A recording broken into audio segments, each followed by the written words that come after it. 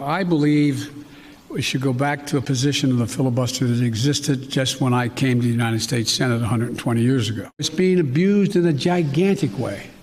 And for example, it used to be you had to stand there and talk and talk and talk and talk until you collapsed.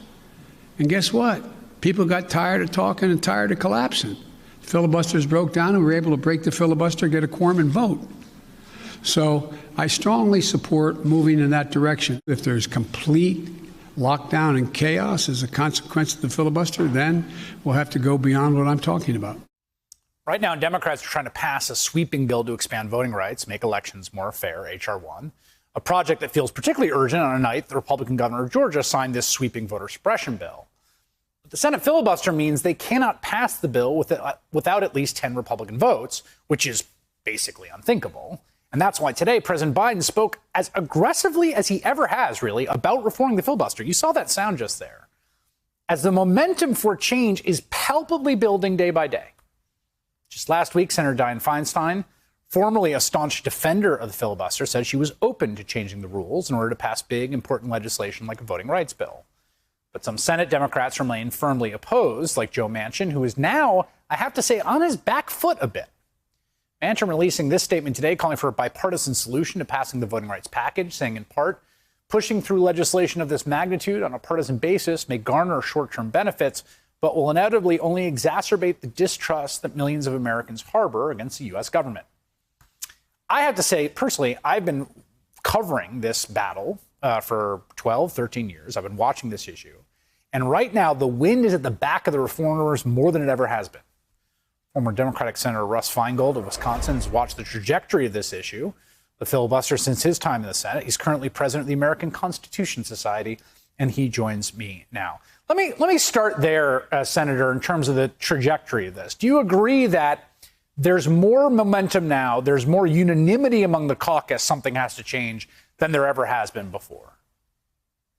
Well, there is, and it isn't because of the caucus. It's because of the monstrous things that are being done that you just brilliantly reported on in Georgia. When you have a situation where a 92-year-old woman has to wait in line for hours and can't even get some water or food in the voting line, there's a sickness, as the president said. There's something despicable going on.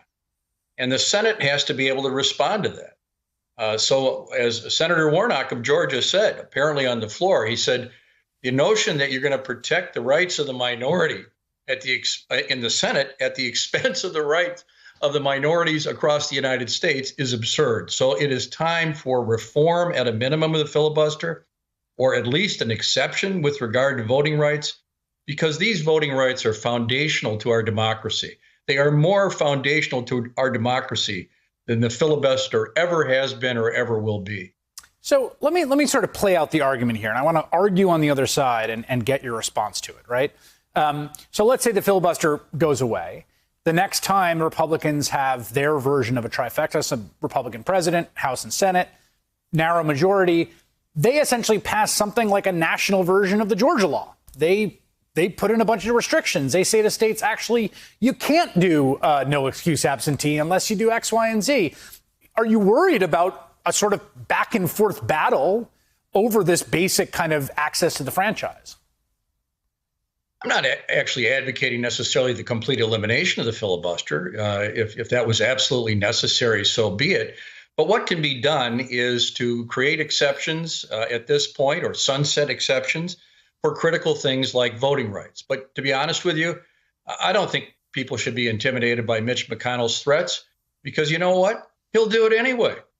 Just because you sort of play nice or don't make any changes now, that won't stop him, as he demonstrated in the most outrageous way with the theft of the United States Supreme Court that he did with regard to the Scalia and Ginsburg nominations. So it would be crazy for people to not do something strong now and make sure voting rights are protected out of some kind of a fear of what Mitch McConnell would do in the future. You wrote about this. You said today Republicans and Democrats do not agree on what the problem is, let alone the solution when it comes to critical issues, including voting rights, labor rights, climate change, or immigration. Keeping the filibuster in its current form will not change this. It will almost certainly prevent any legislation on these issues from passing. And I think this speaks to a deeper point about the fact that there's just the old way the Senate worked has broken down. to the extent that it ever did work, right? I mean, you just don't have like gangs of six coming together and they, horse trading and they get some legislation that could pass 90-10, except on the omnibus bills. But for anything else, it just doesn't happen anymore. It's changed. Look, John McCain and I were able to start off a Republican and a Democrat, and we'd had one Democrat and one Republican. And we did that in the context of a filibuster, but the filibuster was in our way. It wasn't what promoted bipartisanship. It was the opposite. And so the idea that this works now is absurd because people don't have to even talk, as the president was pointing out. And even worse, it's become partisan. The founders of this country did not believe in political parties. They called it faction. And now the filibuster is used not to preserve the idea of unlimited debate in the Senate. They don't even really debate. It's used to simply support purely partisan voting. And that clearly was not the intent with regard to the founders. And it clearly can't sustain itself in the 21st century when you're going back to what can only be described as a revival of Jim Crow tactics in Georgia. How much confidence do you have that the reformers have a way of getting to those holdouts in the Democratic caucus? I mean, you have served in a Senate Democratic caucus that had a lot of conservative members. In fact, the Senate has changed a lot, and there used to be a ton, Nebraska and South Dakota and, states that were could be quite conservative. How much persuadability is there to your mind? I think there is. I think this is, as you suggested, Chris, this is an exceptional moment. And when people, even conservative Democrats, see the horror of what's being done to voters, I mean, this is a sacred right of every American. The lack of respect for voters, and there are voters in every state, including West Virginia, who are vulnerable to this kind of thing.